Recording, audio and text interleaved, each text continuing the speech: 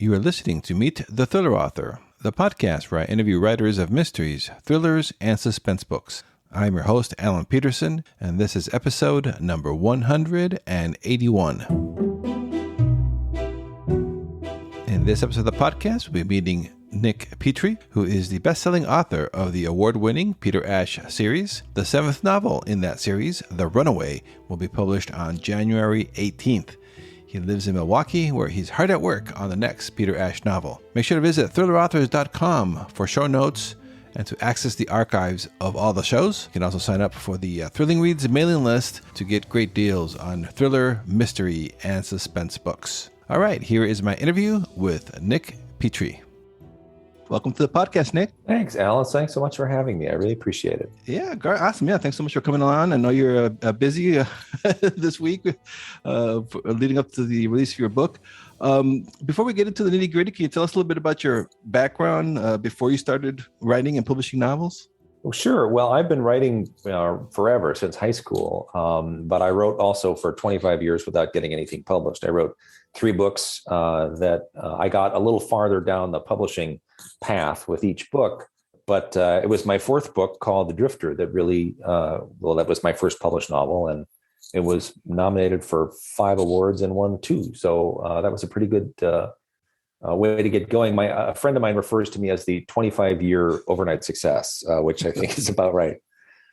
Yeah, isn't that usually how it is? Even when that first novel hits big and everyone's like, oh, overnight success. And you don't know all the years behind and all the manuscripts that didn't make it.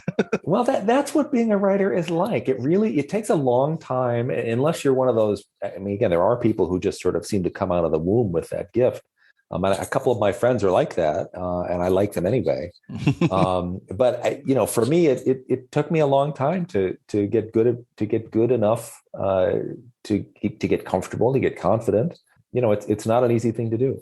So even when you were doing other things, other jobs, you were always writing at all times.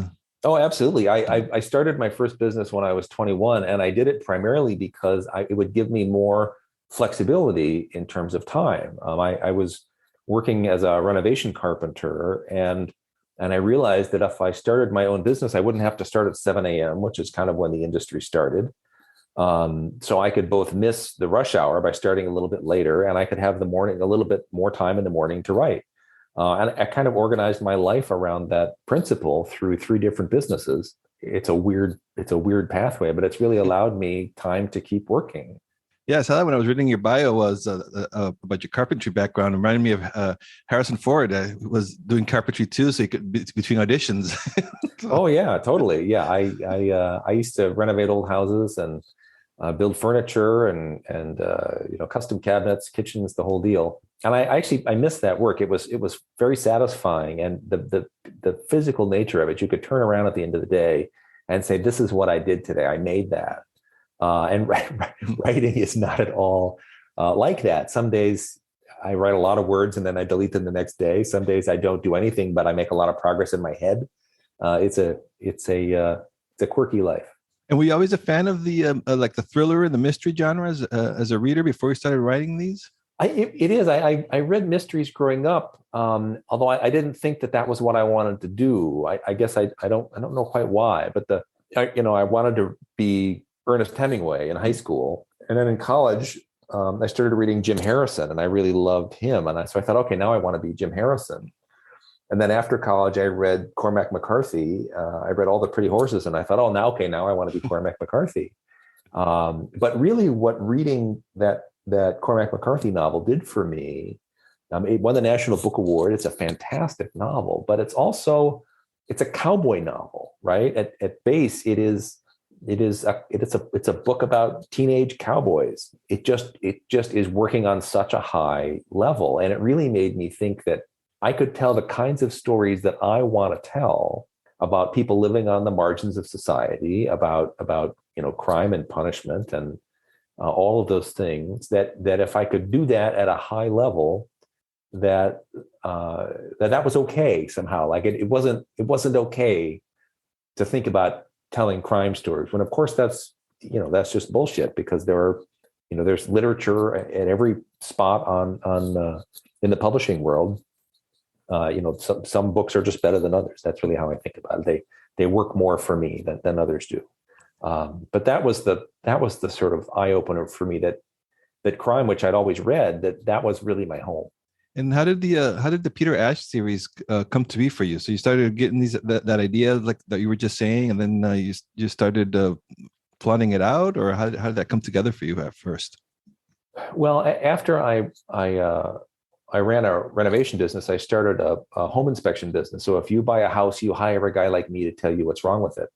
And this was in after the surge in Iraq. And so I had all these customers who were veterans who were coming home from war overseas. And one of the funny things about being a home inspector is that you are present at a very important moment for people. There's a lot of emotional resonance when they're buying their first house. It carries a lot of weight. I'm somebody that they spend 3 or 4 hours with. We talk about the house and how it works and what they might want to do to it. And we also end up talking about people's lives because you're spending a lot of time together. And all these veterans were telling me stories about their life. And I am someone who people always have told me stories. Strangers will tell me things in line at the grocery store. I don't know if it's just I have that kind of face or because I'm really interested in people. But so I realized I had all these clients coming back from war who had really been affected by it. And it really made me interested in what that might be like to have had the most profound experience in your young adult life and then come home and have essentially no support and try to figure out how to make your life, what the next phase of your life would be. And I realized that was the kind of character that I wanted to write about, and that through whom I could tell some interesting and exciting stories. And so the Runaway. So can you tell us a little bit about that and what the story about in the latest? Sure. Peter Ash is our hero, and he's a Marine Corps veteran, and he's on a gravel road in a remote corner of Nebraska, and he comes upon a young woman named Helene. Her car has broken down. She's enormously pregnant, and she's trying to escape from her husband, who is an ex-police officer and a very bad man. Peter offers to help because that's the kind of person he is, but things don't go well for either of them. It's a story of sex, obsession, and murder, but also of the strength and the resilience to do whatever is necessary to survive. And I noticed when I was doing a little research for the interview that that this is the first novel in the series where you're actually having a female perspective POV, aside from Peter Ash's. So, of course, I would need to ask, why did you decide to tackle that, and how was it getting into the female character's head? Well, I have other character points of view in previous books, but they tend to be small. Mm. And in this book, really, Helene has half the book is from her point of view. And it wasn't what I set out to do at all. I just, this idea for this young woman sort of showed up, and I started to write her. And, I just liked her so much. She was so interesting to me, and her voice was so strong. And the problems I'd given her were so compelling. So she just kept, she just kept demanding more time. I would write a few chapters and I would say, okay, now it's going to be Peter's turn. And then I would need to write a few more chapters from Helene's point of view. As a writer, I just try to follow, the good stuff. I try to follow the stuff that's the most interesting, that seems to work the best on the page. And as a result, Helene just got a lot of airtime. But, your other question, which is writing women, I mean, my whole life I've been surrounded by strong women. Both my grandmothers, my mom, my sister, my wife, strong, accomplished, smart women.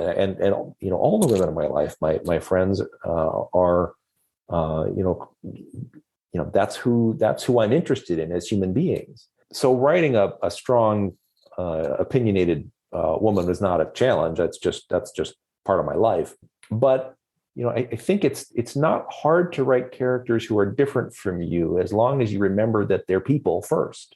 I have a recurring character named Lewis, who's a career criminal, but I don't write him as a Black character. I write him as a character who happens to be Black. And so it's just a very simple shift in perspective. Helene is not a female character. She's a character who's a female. Mm. And that small shift in perspective lets me really think about what are the characteristics of a human being, as opposed to what are the characteristics of a woman, or what are the characteristics of a Black person, or a Hispanic person, or a gay person, or, I mean, again, my books tend to have a pretty diverse cast of characters. And I think, thinking about, what we have in common, what we share as human beings is really a great way to tap into people who are different from you, is to think first about the ways in which we are the same. And in that sort of act of empathy, it's a really great way to access not only characters who aren't like you, but characters who are complex, characters who are not one-dimensional. There will never be a character in one of my books who, no matter how small of a role, who is, has chiseled good looks and chiseled abs and is just a wholehearted Boy Scout. Even Peter, my hero, has a dark side.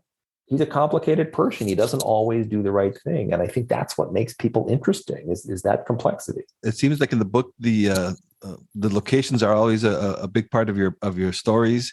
And in this one, it's set in northern Nebraska. So can you tell us a little bit about that? Why you chose that area, and do you go there when you write your books? Do you research the locations? Do you go out there? I'm kind of curious about that process as well. No, I always research the locations in person. I think it's really important not just to sort of look at a picture on the internet, but to see how it smells, to drive the roads, and I always get a lot of ideas as well from going to places. So I'm big on in-person research for sure. For me, setting is really a character. There are writers who set their books in sort of any town, USA, and again, that's fine. It's just not really what I'm interested in writing about. I like writing about very specific places, and those places always suggest to me certain kinds of stories. This book, right? So the Great Plains, the Northern Plains, are so primal. It's this vast open space under an enormous sky. It really, for me, it has a really visceral kind of impact. But along with the beauty, it's really a harsh and unforgiving landscape, and parts of it are really desolate, and not just physically, but also economically. The population is shrinking in many of these towns. Communities are often really struggling. There are fewer jobs, and so that is sort of the undercurrent running through this book. Is that it's a landscape that makes you feel small, and it's a community setting where there are fewer and fewer opportunities. So that's sort of a contrast between you feel really small, but at the same time, the walls are kind of closing in. And so that, to me, is the setting that became the story of sort of resilience in the face of hardship. And so now this book is the 7th in the series. Kind of curious how Peter Ash has evolved throughout the years. How's that process been for you so far? It's both one of the greatest pleasures and the greatest challenges of writing a series is keeping things fresh and new along the way. Peter does have a very broad character arc. So he begins in the series. He's got post-traumatic stress from his time in combat. And at the first book, it's really quite debilitating on a certain level. He's claustrophobic. It's hard for him to be inside for very long at all. But it's also Peter's characters that he's pushing back against that. And he is resolved to not have that own him, to not have that define him, but to try to make change in the world regardless. And then from that point, we see Peter's progress through his post-traumatic stress. And war never leaves you. I have conversations with Vietnam vets. Their war was 50 years ago, and they still dream about it. They still think about it every day. So Peter's war is never going to go away. He can make progress through this challenge. And part of my goal, my personal goal, is to have Peter be a little bit of a role model. The military is not known for being super touchy-feely.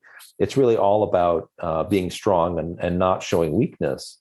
And so, Peter is a good way for me to sort of show, well, here are some ways that you can help yourself. Here are some simple things that you can do if you are struggling from your experience at war. It's simple stuff like join a veterans group. If you talk about your experience with other people who can empathize with that experience, that goes a long, long way towards helping you normalize that experience and help diminish your symptoms. There are a couple of other things that Peter does as well. The Army has programs for meditation and yoga, which is enormously helpful. It sounds kind of woo-woo and groovy, but if the Army's doing it, I think it's a pretty good thing to do. So those are some of the things that I'm sort of trying to do, and to show Peter's sort of path through to normalcy. And I get all of this, mail and online messages from vets who are reading Peter, who say, wow, I didn't know that, I thought I was going crazy. And then I realized from reading your books that I actually had post-traumatic stress. And thank you so much for helping me figure out how to get some help. I get messages from people who give my books to their partners who've been to war, or who say that my books help them understand their partners who've been to war. So that is completely unexpected and gratifying in terms of how sort of the arc of the character and the response to it. But in terms of what stories to tell, I mean, I've now written 7 of these. And so there are 7 storylines I cannot repeat. There are 7 topics that I don't get to go back to. And so it's become a much bigger challenge to try not to repeat myself. But I did sort of unwittingly make some of this a little easier, because there were only 3 recurring characters in the series. There's Peter, there's Lewis, who is Peter's best friend and a career criminal, sort of semi-reformed, and June Cassidy, his girlfriend. And each book takes place in a different location. So the stories can really feel different and can really draw on different parts of America. And that's kind of my other theme, is trying to dive into this giant and diverse country that we live in, and to try to tell, what kind of story might you tell that takes place in Memphis? What kind of story might you tell that takes place in Colorado? What kind of story might you tell that takes place in Milwaukee? So that's all part of the fun, and it is also part of the challenge, quite frankly. What's your writing process like then? Like, you get the idea for the story. Do you outline, or do you just write from the seat of your pants? Or? It's very generous to say that I start with an idea from a story. I kind of start with a feeling. I start with setting and kind of an assignment.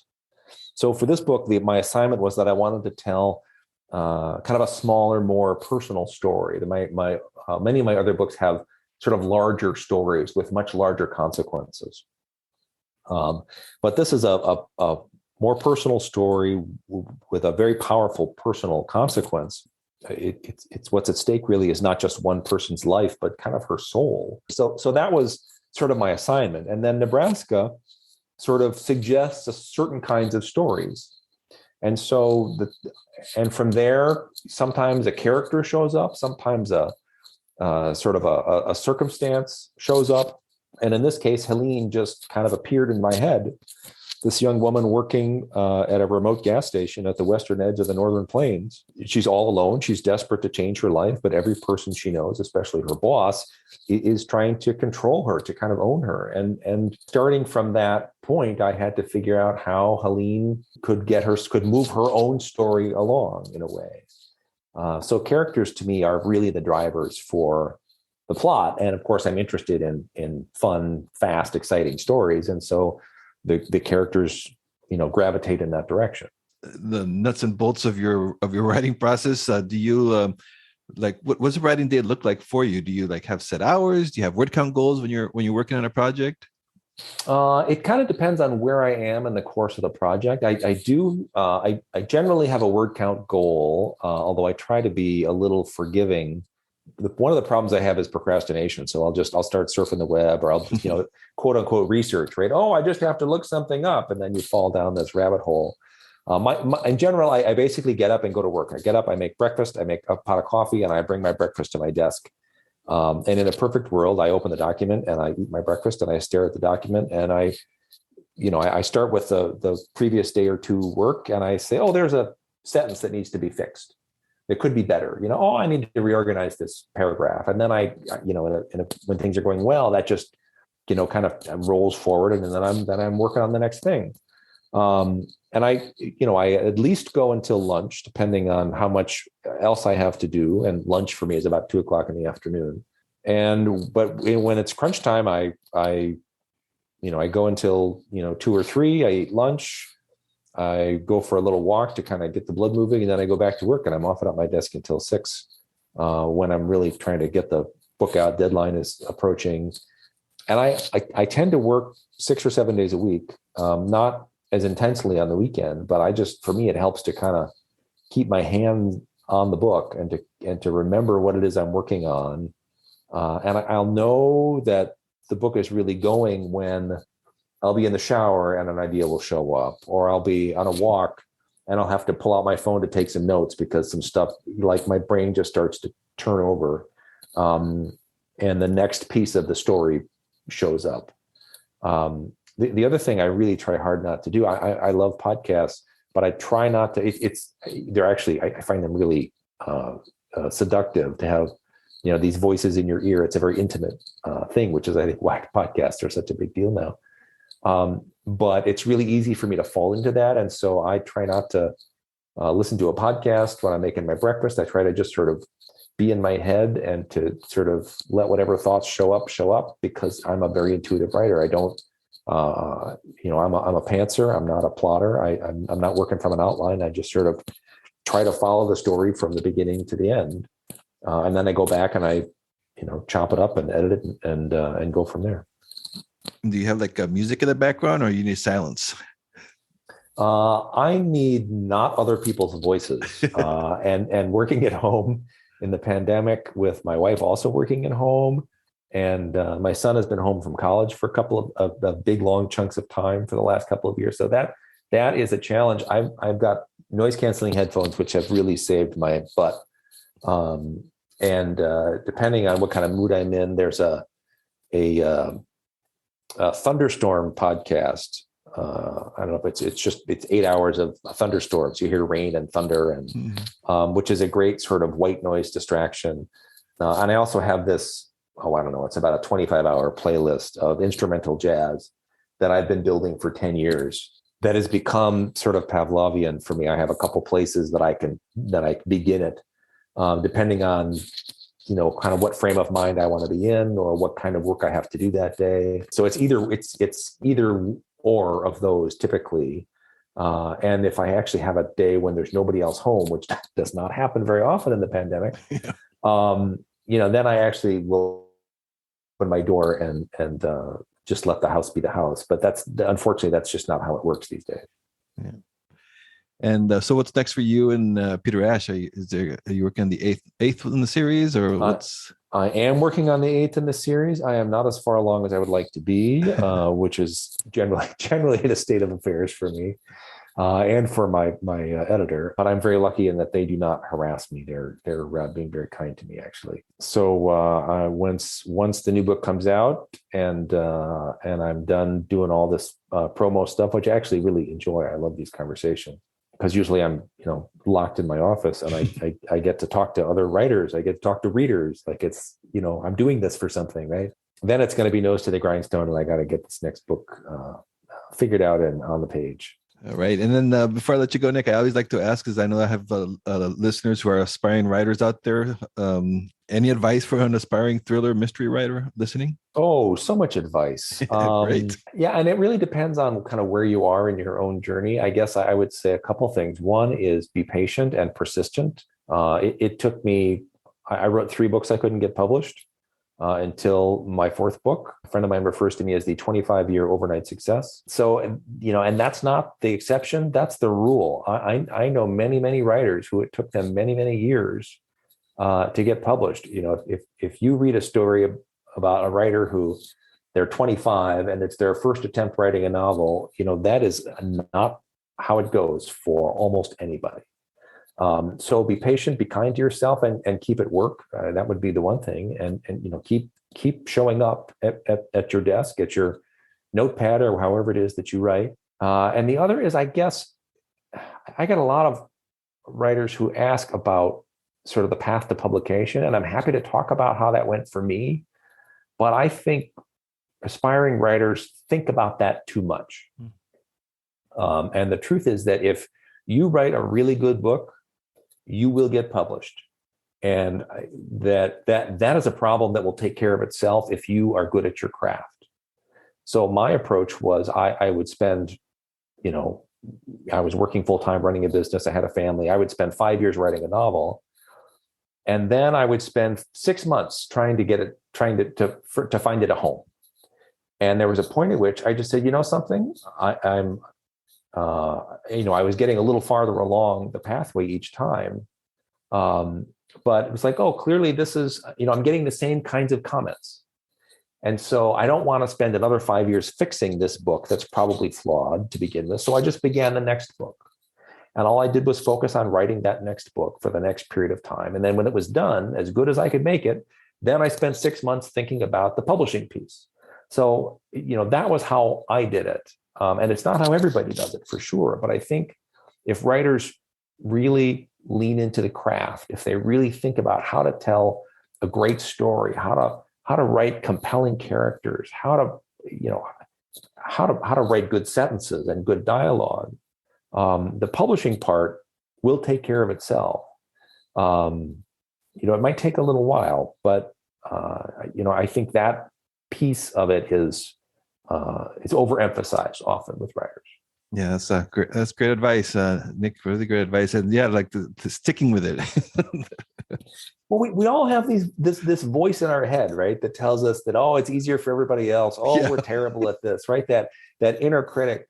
And up until it wasn't that long ago for me where I really realized that writers who are really productive, whose work I really admire, they still have that voice in their head, right? The Mark Graney's of the world, the Greg Hurwitzes of the world, they still have that voice. They've just learned how to turn down the volume, and that is the human condition, really.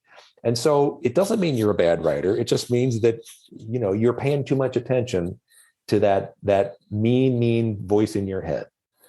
And so for me, it's really, kind of a process of trying to learn to listen to the kinder voices in my head and to try to tune out the voice that's telling me I'm no good. And I think, if you can learn to do that and just keep going, that you will get there. All right. And where can the listeners find you? What's your website? My website is nickpetrie.com. I've got links to my socials there. You can certainly find me on Twitter and Facebook and Instagram pretty easily. My handles are simple variations on my name, nothing too freaky. So easy to find. And, if you got a question, reach out on social. It's easy. All right. Well, thank you so much, Nick, for coming on and chatting with us. It's a lot of fun. Oh, it's my pleasure, Alan. Thanks so much for your interest, and good luck with the rest of your fine day. Thank you for listening to Meet the Thriller Author. I hope you enjoyed my conversation with one of your favorite writers of mysteries and thrillers, or if this episode's guest is new to you, I hope you give their books a chance. Helping listeners discover new authors and books is one of the coolest outcomes of doing this podcast. As always, you can head over to thrillerauthors.com to sign up to my Thrilling Reads email list. That way you won't miss out on any great deals in thriller and mystery books. You can also check out all the links and resources in the show notes for this episode over at thrillerauthors.com. And also please do subscribe to this podcast if you haven't done so already, and leave a rating and review wherever it is that you're listening to this show. If you have done that already, I thank you. I really do appreciate your support. For my other links to my author website, social media haunts, and more, check out thrillingreads.com/links. All my links will be on that page. So that's it for this episode. See you next time, and stay safe out there.